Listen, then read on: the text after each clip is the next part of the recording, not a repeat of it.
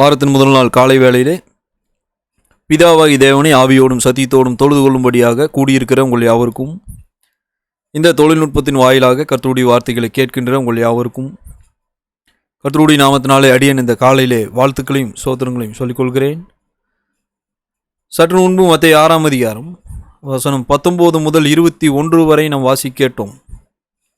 இப்போ நாம் நம்முடைய பொக்கிஷங்களை எங்கே சேர்க்க வேண்டும் என்பதை குறித்து கர்த்தர் இங்கே பேசிகிட்டு இருக்கிறார் இல்லையா? கவனிங்க, நாம் எது ஒன்றையும் சேர்ப்பதும் எது ஒன்றையும் கூட்டிக் கொள்ளுவதும் ஒரு நல்ல விஷயமாக இருக்குதா? ஆம், நாம் எண்ணத்தை சேர்க்கிறோம், நாம் எங்கே சேர்க்கிறோம் என்பதை மையமாக வைத்துதான் அது நல்லதா கெட்டதான்றது தீர்மானிக்கப்படுது இல்லையா? அப்போ இங்கே வசனம் 19-20 நாம் கவனிக்கின்றோம். இங்கே 2 வித்தியாசப்பட்ட பொக்கிஷங்களை குறித்து கர்த்தர் பேசுகின்றார். அவைகளில் கர்த்தர் எதை நீங்கள் சேர்த்து வைங்கன்னு சொல்கிறாரோ, அவர் எதை முக்கியப்படுத்துகின்றாரோ அதை நாம் எப்படி சேர்ப்பது என்பதை குறித்து தான் இந்த நாளில் நாம் கற்றுக்கொள்ளவிருக்கின்றோம். சரி, அப்போ வசனம் 19 ஒரு எச்சரிப்போடு கூட அவர் இங்கே துவங்குகின்றார்.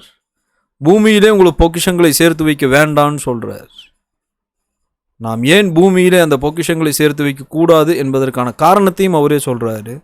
பூச்சியும் துருவும் அவைகளை கெடுத்து போடும், திருடர் அதை பார்த்தாங்கன்னா கண்ணம் விட்டு திருடுவார்கள். கவனிங்க, இந்த பூமியிலே பொக்கிஷங்கள்னு சொல்லும்போது அவர் எதை குறித்து பேசுகிறார்?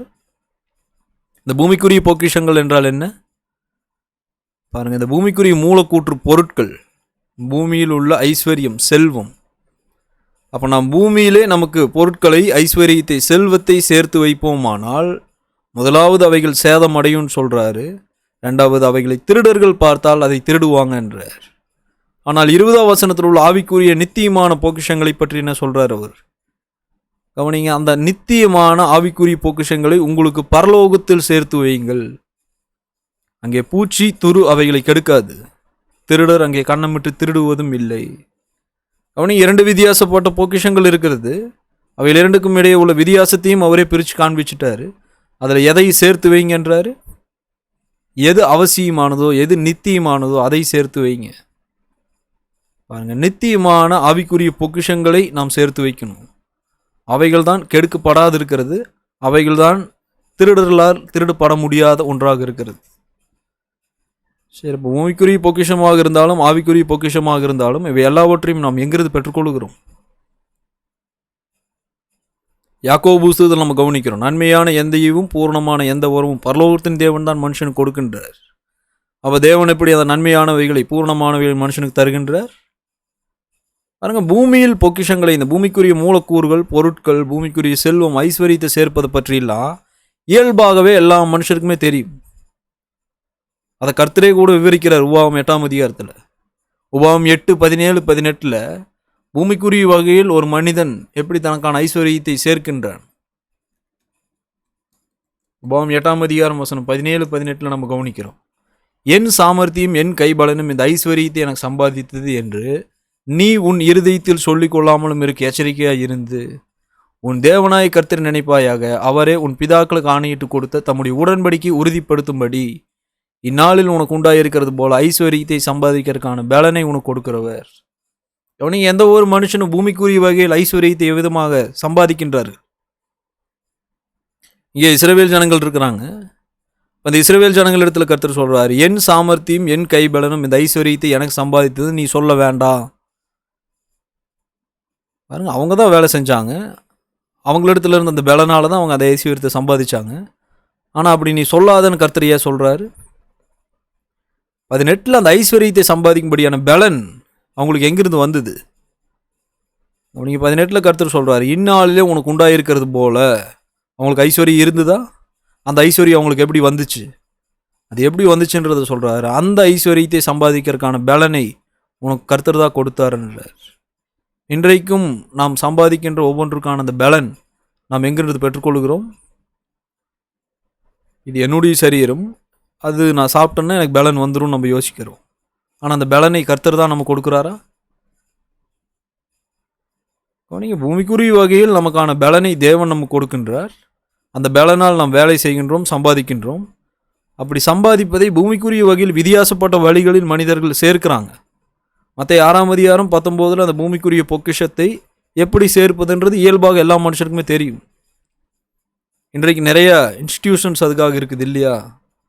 பாருங்க, உங்களுடைய பணத்தை, உங்களுடைய செல்வத்தை பெருக்குவதற்கான வழியை நாங்கள் உங்களுக்கு கற்றுக் கொடுக்குறோம் நிறையா நிறுவனத்தார் இன்றைக்கு சொல்கிறாங்க. பூமிக்குரிய வகையில் மனிதன் பலன் கொண்டு அவன் சம்பாதிப்பதை வித்தியாசப்பட்ட வழிகளில் பெருக்கிறாங்க அவங்க. அப்படி பெருக்கிக் கொள்வதுதான் பூமிக்குரிய ஐஸ்வர்யத்தை சேர்த்து வைப்பதுன்னு அர்த்தம். ஆனால் ஆவிக்குரிய பொக்கிஷத்தை நீங்கள் சேர்த்து வைங்கன்றார் மத்தேயு 6:20. அதை நான் எப்படி செய்வது? அதற்கான ஒரு வழிமுறை என்னன்றதை மத்தேயு 19:20 இயேசு கிறிஸ்து நமக்கு கற்றுக் கொடுக்கின்றார். மத்தேயு 19:20 இங்கே நம்ம கவனிக்கிறோம். அந்த வாலிபன் அவரை நோக்கி, இவைகளெல்லாம் என் சிறு வயது முதல் கை கொண்டிருக்கின்றேன், இன்னும் என்னிடத்தில் ஒரு குறைவு என்ன என்றான். அதற்கு இயேசு, நீ பூரண சர்க்குணராய் இருக்க விரும்பினால் போய் உனக்கு உண்டானவைகளை விற்று தரித்திரருக்கு கொடு, அப்பொழுது பரலோகத்தில் உனக்கு பொக்கிஷம் உண்டாயிருக்கும், பின்பு என்னை பின்பற்றி வா என்றார். கவனிங்க, அப்போ இங்கே ஒரு வாலிபன் இருக்கின்றார். அந்த வாலிபன் ஒரு பூரண சர்க்குணராக இருக்கணும்னு விரும்புகிறார். இயேசு கிறிஸ்து அதுக்காக என்ன சொல்கிறார் அவர்கிட்ட? உனக்கு உண்டானவைகளை விற்று தரித்திரருக்கு கொடு, அப்பொழுது பரலோகத்தில் உனக்கு பொக்கிஷம் உண்டாயிருக்கும். அப்போ நான் என்னுடைய பொக்கிஷத்தை பரலோகத்தில் சேர்ப்பது எப்படி? மற்ற 6:20 பூமியில் நீங்கள் சேர்க்காதீங்க, பரலோகத்தில் பொக்கிஷத்தை சேருங்கன்னு சொல்கிறார் கர்த்தர். அதை நான் எப்படி செய்யறது? கவனிங்க, எனக்கு உண்டானவைகளில் நான் தரித்திரனுக்கு உதவி செய்யணும் பாருங்க, அப்பொழுது பரலோகத்தில் பொக்கிஷம் உண்டாகுன்றார். அப்போ நான் ஒருவருக்கு நன்மை செய்கிறேன், திரும்ப அந்த நன்மையை அவர் எனக்கு செஞ்சுட்டார், அப்போ எனக்கு பரலோகத்தில் பலன் இருக்குமா? கவனிங்க, குறிப்பிட்டு யாரை அவர் இங்கே சொல்கிறார்? தரித்திரருக்கு கொடுன்றார். ஏனென்றால் தரித்திர இடத்துல தான் அவளுடைய தேவைகள் இருக்காது. நம்ம லூக்கா 14:12-14 யாருக்கு உதவி செய்ய வேண்டியது பிரத்யேகமான அவசியம்? லூக்கா 14:12-20 நம்ம கவனிக்கிறோம். அவனை அன்றியும் அவர் தம்மை விருந்துக்கு அழைத்தவனை நோக்கி, நீ பகல் விருந்தாவது ரா விருந்தாவது பண்ணும்போது உன் சிநேகிதரையாகிலும் உன் சகோதரியாகிலும் உன் பந்து ஜனங்களையாகிலும் ஐஸ்வர்யம் உள்ள அயலகத்தாராகிலும் அழைக்க வேண்டாம். அழைத்தால் அவர்களும் உன்னை அழைப்பார்கள், அப்பொழுது உனக்கு பதிலுக்கு பதில் செய்யதாகும். நீ விருந்து பண்ணும்போது ஏழைகளையும் ஊனரையும் சப்பானிகளையும் குருடரையும் அழைப்பாயாக, அப்பொழுது நீ பாக்கியவானாய் இருப்பாய். அவர்கள் உனக்கு பதில் செய்ய மாட்டார்கள், நீதிமான்களின் உயிர்த்தெழுதல் உனக்கு பதில் செய்யப்படும் என்றார். கவனிங்க, யாருக்கு நாம் நன்மை செய்ய வேண்டியது இருக்கிறது? யாருக்கு நாம் நன்மை செய்யும் போது பரலோகத்தில் நமக்கான பொக்கிஷம் அங்கே சேர்க்கப்படுகிறது? கவனிங்க, நாம் அந்த ஏழைகள், ஊனர், சப்பானிகள், குருடர்கள் பாருங்க, இப்படிப்பட்டவங்களுக்கு நம்ம உதவி செய்யும்போது திரும்ப அவங்களுக்கு நம்ம அந்த உதவி செய்ய மாட்டாங்க. ஏனென்றால் அவங்ககிட்ட அது இருக்காது. அப்படிப்பட்டவங்களுக்கு நம்ம உதவி செய்வோம்னு சொன்னால் 14 கர்த்தர் சொல்கிறார், நீ பாக்கியவானாய் இருப்பாய். பாருங்கள், லூக்கா 12 நம்ம இதுக்கு முன்பு கவனித்தோம். மத்தேயு 19 இதுக்கு முன்பு நம்ம கவனிச்சிருக்கிறோம். பாருங்கள், நம்ம தரித்திரருக்கு உதவி செய்வோமானால் பரலோகத்தில் நமக்கான பொக்கிஷம் உண்டாகும். அப்போ இந்த ஏழைகள், ஊனர், சப்பானிகள் இவங்களுக்கெல்லாம் நம்ம உதவி செய்யும்போது நம்ம என்ன செஞ்சிட்ருக்கிறோம் பாருங்க, அப்போது தான் நாம் நம்முடைய பொக்கிஷங்களை பரலோகத்தில் சேர்க்கின்றோம். ஆனால் நான் ஒரு ஐஸ்வர்யவானுக்கு ஒரு உதவி செய்கிறேன், திரும்ப அவர் அந்த உதவியை எனக்கு சீக்கிரமாக செஞ்சிடுறாரு, அப்போ எனக்கு என்ன பலன் இருக்குது பரலோகத்தில்? பாருங்க, அப்படி நான் செஞ்சேன்னு சொன்னால் 12 சொல்கிறார், பதிலுக்கு பதில் உனக்கு செய்யப்பட்டாச்சு, அதற்கான பலன் இங்கேயே நமக்கு முடிஞ்சுது. பரலோகத்தில் நமக்கான பொக்கிஷம் பலன் இருக்காது. அதற்கு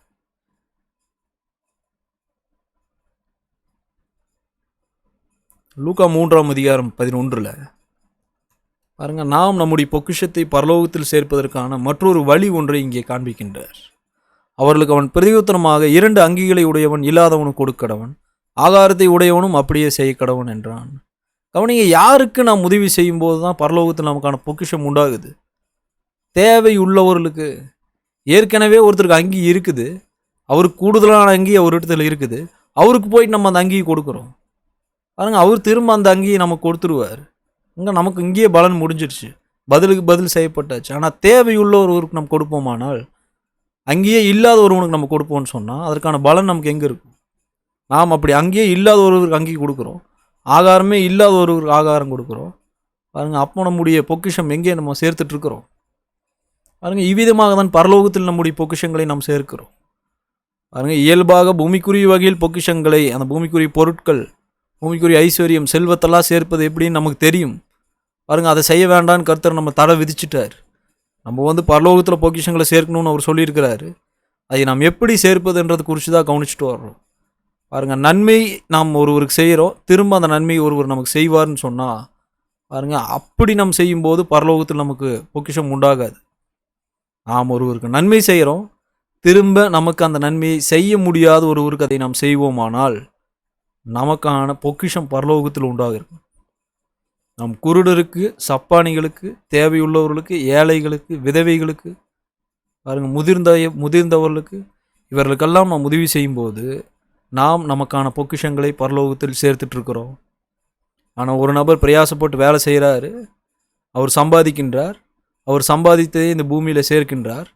அப்படி சேர்ப்பதை தொடர்ந்து அவர் பெருக்கிட்டே வர்றார். இவ்விதமாக பூமியில் தனக்கான ஐஸ்வர்யத்தை கூட்டுகிறார். பாருங்கள், இது என்னவாக இருக்கிறது? இது பூமியில் தனக்கான அந்த பொக்கிஷத்தை சேர்ப்பது. இதில் மதிப்புன்னு ஏதாவது இருக்குதா? பாருங்க, அதையெல்லாம் அவர் ஒரு நாள் விட்டுட்டு போகணும். அதையெல்லாம் ஒரு நாள் அவர் இழந்து போவார். அவைகளெல்லாம் அவர் இன்னொருத்தனுக்கு விட்டுட்டு போனதுக்கு பிற்பாடு அவன் இன்னொருத்தனுக்கு விட்டுட்டு போவான். அவைகளெல்லாம் இயேசு கிறிஸ்துவின் வருகை வரைக்கும் ஒருவேளை நீடித்திருக்கலாம்.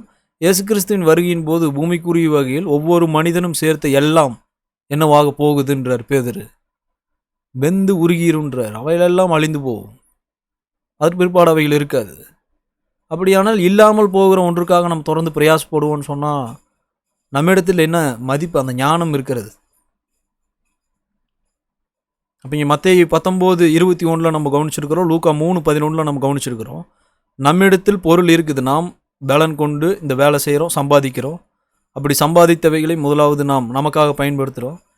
நம்முடைய அந்த தேவைக்கும் அதிகமானது நம்ம இடத்தில் இருக்குது. அவைகளை நாம் தேவையுள்ள ஒருவருக்கு நாம் கொடுக்கும்போது நாம் என்ன செஞ்சிட்ருக்கிறோம்? அதுங்க, நான் பரலோகத்தில் என்னுடைய பொக்கிஷத்தை சேர்க்கிறேன். அப்படி சேர்ப்பேன், ஆனால் அது மதிப்பு இருக்குதா?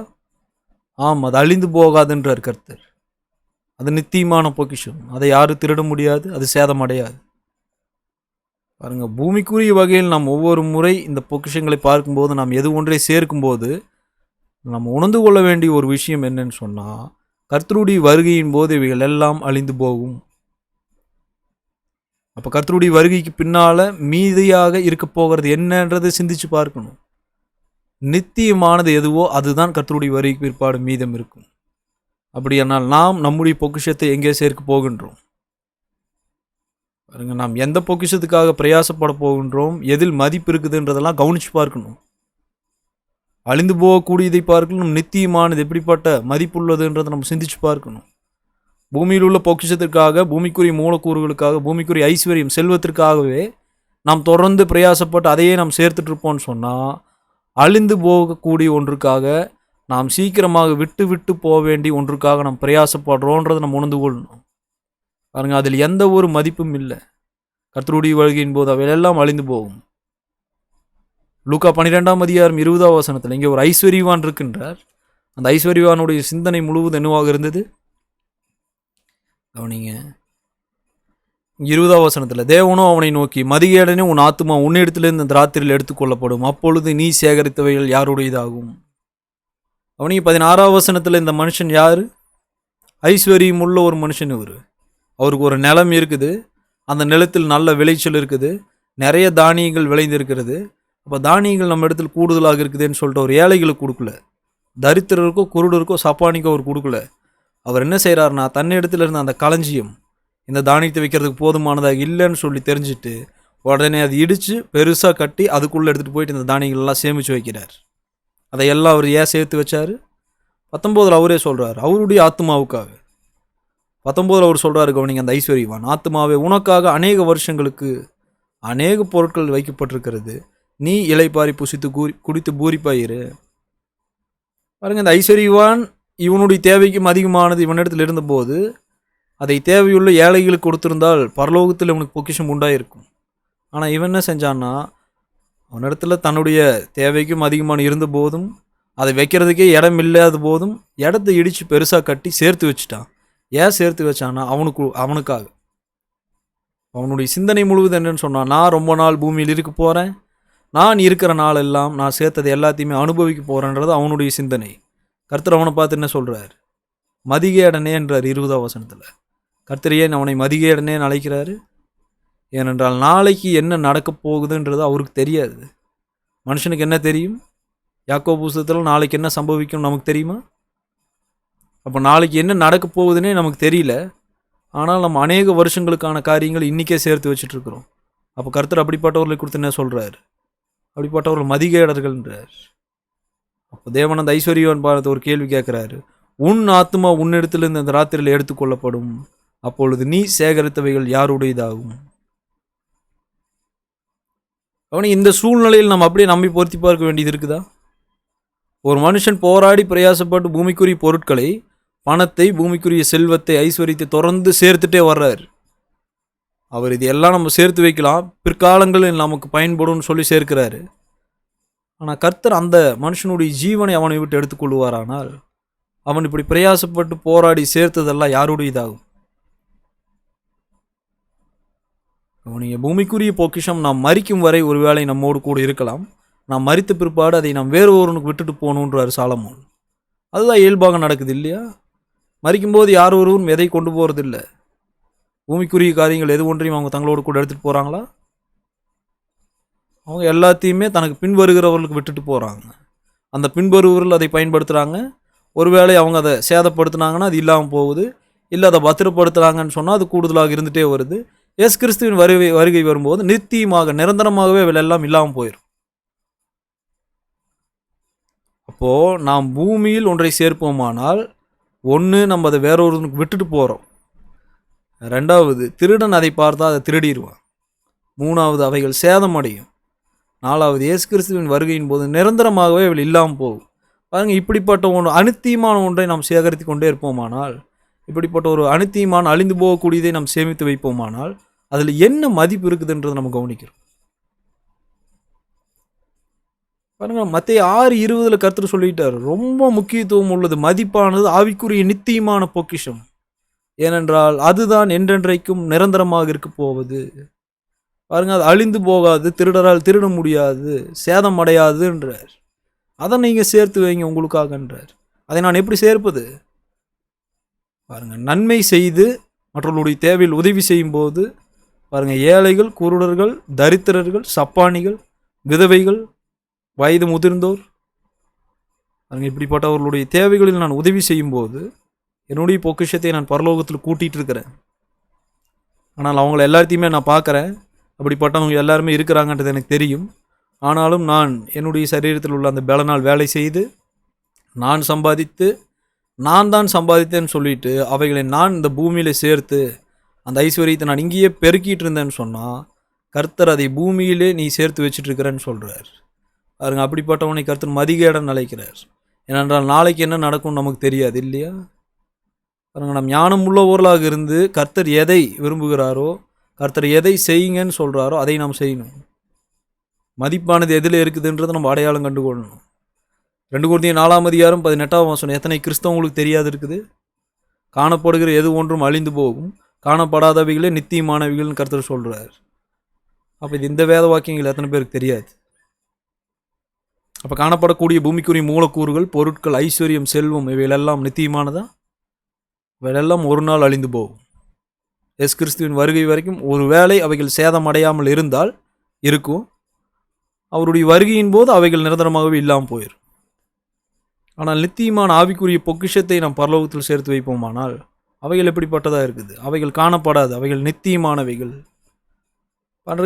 என்றென்றைக்குமே நிலைத்திருக்கக்கூடிய அப்படிப்பட்ட பொக்கிஷத்தை தான் நாம் நாட வேண்டும். அப்படிப்பட்ட பொக்கிஷத்தை தான் நாம் நமக்காக சேர்க்க வேண்டியது இருக்கிறது. ஆனால் மனுஷன் ஏன் தொடர்ந்து இந்த பூமியிலேயே தனக்கான பொக்கிஷத்தை பெருக்குகிறார்கள்? மனிதர்கள் ஏன் தொடர்ந்து தங்களுக்கான அந்த ஐஸ்வர்யத்தை, செல்வத்தை பூமியிலேயே பெருக்கிறாங்க? ஏன்னு சொன்னால், நாங்கள் சாதிக்கணும்னு சொல்கிறாங்க. அவங்களுடைய பார்வையில் சாதிப்பதுன்னு என்ன? பாருங்கள், ஆடம்பரமான வீடு, உயர்தரமான ஒரு நல்ல கார், நல்ல செல்வம் அவரிடத்தில் இருந்ததுன்னு சொன்னால் அவர் சாதிச்சுட்டு தான் அவர் யூகிக்கிறார். ஆனால் உண்மையாகவே அதில் தான் மதிப்பு இருக்குதா? மற்ற 6:19 இந்த பூமிக்குரிய மூலக்கூறு பொருட்கள் இதில் எதுவும் மதிப்பே இல்லை. 2 ராஜாக்கள் 20 நம்ம கவனிக்கிறோம். பாருங்கள், நம்ம பூமிக்குரிய வகையில் எது ஒன்றை நாம் சேர்ப்போமானால் ஒருவேளை நம்ம ஜீவனோடு இருக்கும்போதே கூட அதை நம்ம இழந்து போகிறதுக்கு சாத்தியக்கூறு இருக்குதுன்றார் கர்த்தர்.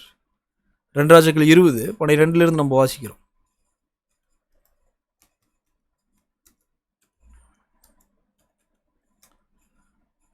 கவனி, அக்காலத்திலே பலாதானின் குமாரனாகிய பெரோதாக் வலாதான் என்னும் பாபிலோனின் ராஜா எசேக்கியா வியாதிப்பட்டிருக்கிறதை கேட்டு அவனிடத்துக்கு நிருபங்களையும் வெகுமானத்தையும் அனுப்பினான்.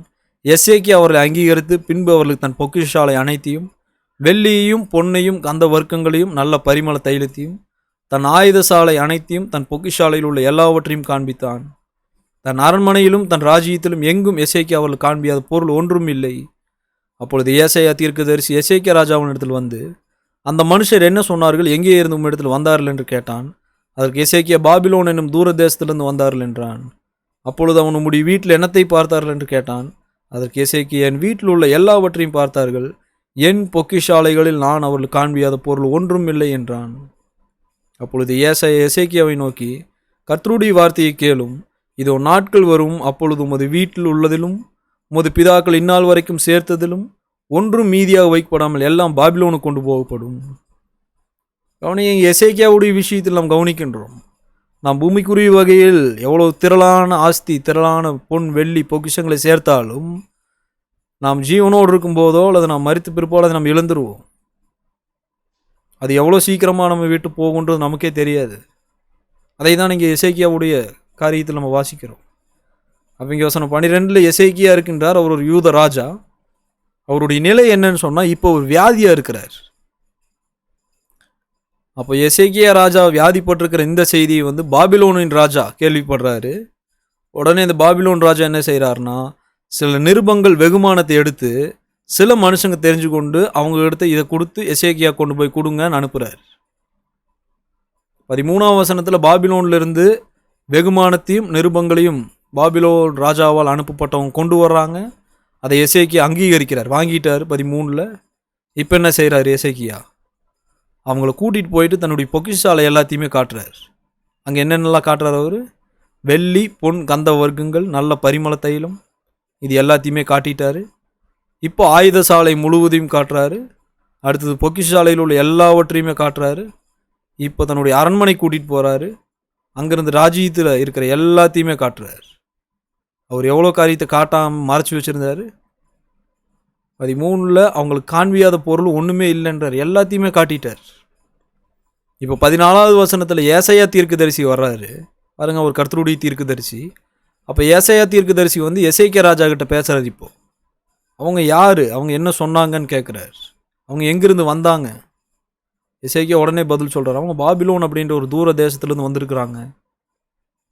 15வது வசனத்தில் எசேக்கியா பார்த்து கேட்குறார், உங்களுடைய வீட்டுக்கு அவங்க வந்தாங்க, ரைட்டு, அவங்க இங்கே என்னெல்லாம் பார்த்தாங்கன்னு கேட்குறார். எசேக்கியா ராஜா சொல்கிறார், என்னுடைய வீட்டில் இருக்கிறது எல்லாத்தையுமே பார்த்தாங்களே. ஆமாம், என்னுடைய பொக்கிஷாலையில் நான் உங்களுக்கு எல்லா பொருளையுமே காட்டினே. பாருங்க, கர்த்தரதி குறிச்சில் என்ன யோசிச்சார். 17வது வசனத்தில் ஏசாயா தீர்க்கதரிசி மூலமாக கர்த்தர் அவருடைய வார்த்தையில் எசேக்கியாவுக்கு சொல்கிறார். ஏசாயா சொல்கிறார் 16, கர்த்தருடைய வார்த்தையை கேளும். எசேக்கியாவுக்கு கர்த்தர் என்ன சொல்கிறார் 17, இதோ நாட்கள் வரும், அப்பொழுதும் உடைய வீட்டில் உள்ளதிலும் உமது பிதாக்கள் இந்நாள் வரைக்கும் சேர்த்ததிலும் ஒன்றும் மீதியாக வைக்கப்படாமல் எல்லாம் பாபிலோனுக்கு கொண்டு போகப்படும். கவனிங்க, நம் பூமியில் எவ்வளவு அதிகமான ஆஸ்திகளை, எவ்வளோ அதிகமான பொருட்களை, எவ்வளோ அதிகமான செல்வங்களை சேர்த்து வைத்தாலும், எண்ணிக்கை இல்லாத அளவுக்கு செல்வம் நமக்கு இருந்தாலும் நாம் அதை இழந்து போவதற்கு சாத்தியம் இருக்கிறதா? எசேக்கியாவிடம் இருந்த பொன் வெள்ளி, நிறைய பரிமள தைலம், ஆயுதங்கள், அரண்மனையில் உள்ள பொருட்கள் எல்லாவும் எசேக்கியாவுக்கு இருந்தது. அவையில் எல்லாம் எசேக்கியா இழந்து போவதற்கு சாத்தியம் இருந்ததா? கர்த்தர் தெளிவாக சொன்னார், இதோ நாட்கள் வரும், அப்போ எல்லாமே பாபிலோனுக்கு கொண்டு போகப்படும். எவ்வளோ மீதியாக வச்சுட்டு போவாங்க பாபிலோனியர்கள்? 17 கவனிங்க, உன்னுடைய பிதாக்கள் இந்நாள் வரைக்கும் சேர்த்த எல்லாம், இந்நாளிலே உன்னிடத்தில் இருக்கிறது எல்லாம் ஒன்றும் மீதியாக வைக்கப்படாமல் எல்லாம் பாபிலோனுக்கு கொண்டு போகப்படும். அப்போ நம்மிடத்தில் உள்ள முழுமையான எல்லாவற்றையும் கர்த்தர் ஒருவேளை நம்மிடமிருந்து எடுத்துக்கொள்வாரானால் நாம் அதை எவ்வளோ சீக்கிரமாக இழந்து போக முடியும்? நீங்கள் யோபு புஸ்தகத்தில் வாசிச்சு பாருங்க. கிழக்கத்தி புத்திரர் எல்லாரிலும் யோபு பெரியவனாக இருந்தான்றார். திரளான ஆடு மாடு ஒட்டகங்கள் கழுதைகள் எல்லாமே யோபுவுக்கு இருந்தது. நிறைய செல்வம் இருந்தது யோபுவுக்கு. அவைகள் எல்லாம் யோபுவை விட்டு எவ்வளோ சீக்கிரமாக எடுத்துக்கொள்ளப்பட்டுச்சு. யோபு அவைகள் எல்லாம் இழந்து போனாரா? பாருங்கள், இவ்விதமாக எடுத்துக்கொள்ளப்படுகிற ஒன்றை, இவ்விதமாக உறுதி இல்லாத ஒன்றை, இவ்விதமாக அனுத்தியமான ஒன்றை நம்ம ஏன் சேர்க்கிறோம்? ஆனால் நித்தியமான பொக்கிஷத்தை நாம் சேர்ப்போமானால் இந்த மாதிரி அது எடுத்துக்கொள்ளப்படுமா? திருடங்க யாராவது அதை திருடுவாங்களா? அது சேதம் அடையுமா? மற்ற 6:20 கர்த்தர் சொல்கிறார், அவைகள் சேதம் அடைவதில்லை, திருடங்க திருட மாட்டாங்க. லூக்கா 12:33 கூடுதலான ஒரு விபரத்து குறித்து சொல்கிறாரு நித்தியமான பொக்கிஷத்துக்கு தொடர்பாக. லூக்கா 12:33 பாருங்க, ரொம்ப மதிப்பானதாக இருக்கிறது அந்த நித்தியமான பொக்கிஷம். உங்களுக்கு உள்ளவைகளை விற்று பிச்சை கொடுங்கள், பழமையாய் போகாத பணப்பைகளையும் குறையாத பொக்கிஷத்தையும் பரலோகத்திலே உங்களுக்கு சம்பாதித்து வையுங்கள், அங்கே திருடன் அணுகிறதும் இல்லை, பூச்சி கெடுக்கிறதும் இல்லை. கவனிங்க, நாம் பரலோகத்தில் பொக்கிஷங்களை சேர்ப்போமானால் பாருங்க, அது சேதம் ஏற்படாதுன்றதை முன்னாலே நம்ம கவனித்தோம். அந்த காரியத்தை இங்கேயும் சொல்கிறாரு. வேற என்ன கூடுதலான தகவலை குறித்து சொல்கிறாரு இங்கே? குறையாத பொக்கிஷன்றார் இல்லையா? பூமிக்குரிய வகையில் நம்ம எவ்வளோ சேர்த்தோன்னு சொன்னால் நமக்கு தேவைகள் இருக்கும்போதெல்லாம் அதை நம்ம செலவிடுவோம். அப்போ அது என்ன செய்யப்படுது? குறையும். அதை நம்ம மறிக்கிறதுக்கு முன்னாலே ஒரு வேலை எழுந்து போகிறதுக்கு வாய்ப்பு இருக்குது. ஒரு வேளை அவைகள் நம்மை விட்டு எடுத்துக்கொள்ளப்படுவதற்கு வாய்ப்பு இருக்குது. ஒரு வேளை பூமிக்குரியவைகள் நாம் சேர்ப்பவைகளை திருடர்கள் பார்த்தாங்கன்னா திருடருக்கு வாய்ப்பு இருக்குது. அவைகளை நாம் மறித்த பிற்பாடு நிச்சயமாக நம்ம வேற ஒருத்தருக்கு விட்டுட்டு போவோம். அவங்க அதை பாதுகாப்பாக வச்சுருந்தாங்கன்னா இயேசு கிறிஸ்துவின் வருகை வரைக்கும் இருக்கும். இயேசு கிறிஸ்துவின் வருகையில் நிரந்தரமாக இல்லாமையே போயிடும். ஆனால் நித்தியமான பொக்கிஷம், நான் ஒரு நன்மை செய்கிறேன், அதுக்கு எனக்கு பரலோகத்தில் பொக்கிஷம் இருக்குதுன்றார். அந்த நித்தியமான பொக்கிஷம் எப்படிப்பட்டதாக இருக்குது? அது குறையாதுன்றார். பழமையாய் போகாத பணப்பைகள் அங்கே சேர்த்து வைங்க. பாருங்கள், கர்த்தர் எதை தான் விரும்புகிறார்? எதாவது செய்யணும்னு அவர் எதிர்பார்க்கிறார். ஆனால் மனிதர்கள் என்ன செஞ்சிட்ருக்கிறாங்க இன்னைக்கு? நித்தியமானதா அப்படின்னா பாருங்கள், அவர்களுக்கு இதில் விருப்பம் இல்லை இல்லையா? அவ்வப்போது இந்தியாவில் சில இடங்களில் குதிரை பந்தயங்கள் நடக்கிறத நம்ம கவனிக்கிறோம். துவக்கத்தில் இந்த குதிரை பந்தயங்கள்ன்றது ஒரு விளையாட்டாக தான் இருந்தது. ஆனால் இந்த காலகட்டத்தில் மனிதர்கள் அதை ஒரு கேம்பிளிங், சூதாட்டமாக மாற்றிட்டாங்க. அப்போ அந்த குதிரை பந்தயத்தை எப்படி நடத்துவாங்கன்னா, ஒவ்வொருவரும் அவங்க குதிரையை எடுத்துகிட்டு வந்து அந்த வரிசையில் நிறுத்துவாங்க. அப்போ ஒவ்வொரு குதிரையின் உரிமையாளரும் அவங்களுடைய சொந்த குதிரையின் மீது வந்து பணம் கட்டுவாங்க. அந்த எல்லா குதிரையுமே வந்து அந்த பந்தயத்தில் ஓட விடுவாங்க. எந்த குதிரை ஜெயிக்குதோ அந்த குதிரையின் உரிமையாளர் மற்ற எல்லா குதிரையின் மீது கட்டப்பட்ட பணத்தையும் அவர் வாங்கிக்குவார். இதில் ஒரு விஷயத்தை கவனிங்க. ஒரு குதிரை பாதியிலேயே மறித்து போகும்னு ஒரு உரிமையாளருக்கு தெரிஞ்சிருச்சு. ஆனாலும் அந்த குதிரையின் உரிமையாளர் அந்த குதிரையின் மீது பணம் கட்டுறார். அவரை பார்த்தா மற்றவங்களாம் என்ன சொல்லுவாங்க? மதியினன்னு சொல்லுவாங்க. ஏனென்றால் அந்த குதிரையே முழுசாக ஓடாதுன்னு அவருக்கு தெரியுது. அந்த குதிரையை பாதி ஓட்டத்தில் வந்து மறித்து போகும்னு அவருக்கு தெரியுது. ஆனாலும் அந்த நபர் அந்த குதிரையின் மீதே பணம் கட்டுறார். அவருக்கு ஏதாவது ஞானம் இருக்குதா? அப்போது பூமியில் உள்ள மூலக்கூறுகள் எல்லாமே ஒரு நாள் அழிந்து போகும்னு நமக்கு தெரியுது. பூமியில் உள்ள பொக்கிஷங்கள் எல்லாமே அழிந்து போகும்னு கர்த்தர் சொல்லிட்டாரு.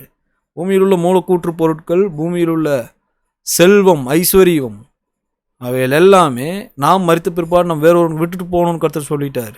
அவைகளை அவன் ஒரு வேளை பாதுகாப்பாக வச்சுருந்தான்னா, அவனுக்கு பிற்பாடு வர்றவன் அதை பாதுகாப்பாக வச்சுருந்தான்னா, இயேசு கிறிஸ்துவின் வருகை வரைக்கும் ஒரு வேளை அவர்கள் மீந்து இருக்கலாம். இயேசு கிறிஸ்துவின் வருகையின் போது அவைகள் எல்லாம் நிரந்தரமாகவே அழிஞ்சிடும்னு கர்த்தர் சொல்கிறார். இதையெல்லாம் நாம் அறிந்திருக்கின்றோம். ஆனாலும் தொடர்ந்து அவைகளை நாம் சேர்த்துட்டே இருக்கிறோம். அப்படி நாம் இருப்போமானால் நீதிமொழிகள் 17:24 கர்த்தர் நம்மை யாருன்னு அழைக்கிறார் பாருங்க? மூடன். ஏன்னா மூடனுடைய கண்கள் தான் பூமியின் கடையாந்தரங்கள் மேல் இருக்குன்றார். பூமிக்குரிய காரியங்கள் அதில் மதிப்பே இல்லைன்னு சொன்னாலும், பூமிக்குரிய காரியங்கள் அவசியமே இல்லைன்னு சொன்னாலும் அதை மூடன் தான் சேர்ப்பான். தொடர்ந்து அதில் வந்து ஒரு மதிப்பு இல்லைன்றதை அவன் அறிந்திருந்த போதிலும் அதை வந்து வச்சிட்ருக்கிறவன் மூடன் தான்றார். ஆனால் பரலோகத்தில் இருக்கிற பொக்கிஷம் அழிந்து போவாதுன்னு சொல்கிறாரு பாருங்கள், அது நித்தியமானதுன்னு சொல்கிறாரு. இதை அறிந்திருந்து நாம் அதை சேர்ப்போமானால் நாம் யாராக இருப்போம்? அதை நாம் எப்படி சேர்ப்பது? அதுக்கான வழிமுறையை நம்ம கவனிச்சிருக்கிறோம். நான் ஒரு நன்மை செய்கிறேன், திரும்ப அவர் அந்த நன்மை எனக்கு செஞ்சுட்டார். அப்படிப்பட்டவருக்கு நான் நன்மை செய்யும்போது பரலோகத்தில் எனக்கு பொக்கிஷம் உண்டாயிருக்காது. ஏன்னா அதற்கான பலனை அவர் எனக்கு இங்கேயே செஞ்சு முடிச்சிட்டார் இல்லையா? அது பதிலுக்கு பதில் செய்யப்பட்டாச்சு. ஆனால் தரித்திரருக்கு, ஏழைகளுக்கு, குருடருக்கு, சப்பானிகளுக்கு, விதவிகளுக்கு, திக்கற்ற பிள்ளைகளுக்கு, இப்படிப்பட்டவங்க நான் உதவி செஞ்சேன்னு சொன்னால் திரும்ப அவங்க எனக்கு அந்த உதவி செய்ய மாட்டாங்க பாருங்கள். அப்படிப்பட்ட உதவிகளை நான் செய்யும்போது எனக்கான பொக்கிஷத்தை நான் பரலோகத்தில் கூட்டுகிறேன் பாருங்கள். இதுதான் கர்த்தர் அந்த விதிமுறையாக இருக்கிறது. கர்த்தர் இந்த வழிமுறையை தான் நமக்கு வைத்திருக்கிறார் இல்லையா? நாம் என்ன செய்ய போகின்றோம்? அதுங்க அழிந்து போகும்னு தெரிஞ்சு அதை நாம் சேர்ப்போம்னு சொன்னால் நாம் யாராக இருக்கின்றோம்? நித்தியமாக இருக்குதுன்னு தெரிஞ்சு நாம் அதை சேர்ப்போம்னு சொன்னால் நாம் யாராக இருக்கின்றோம்? இதை குறிச்செல்லாம் நாம் சிந்தித்து பார்க்க வேண்டியது இருக்குதா? கர்த்தருக்கு சித்தமான இந்த பாடத்தின் தொடர்ச்சியை நாம் அடுத்த வாரம் ஞாயிற்றுக்கிழமை கற்றுக்கொள்ள முயற்சிப்போம். உங்களுடைய பொறுமையான கவனத்துக்கு நன்றி.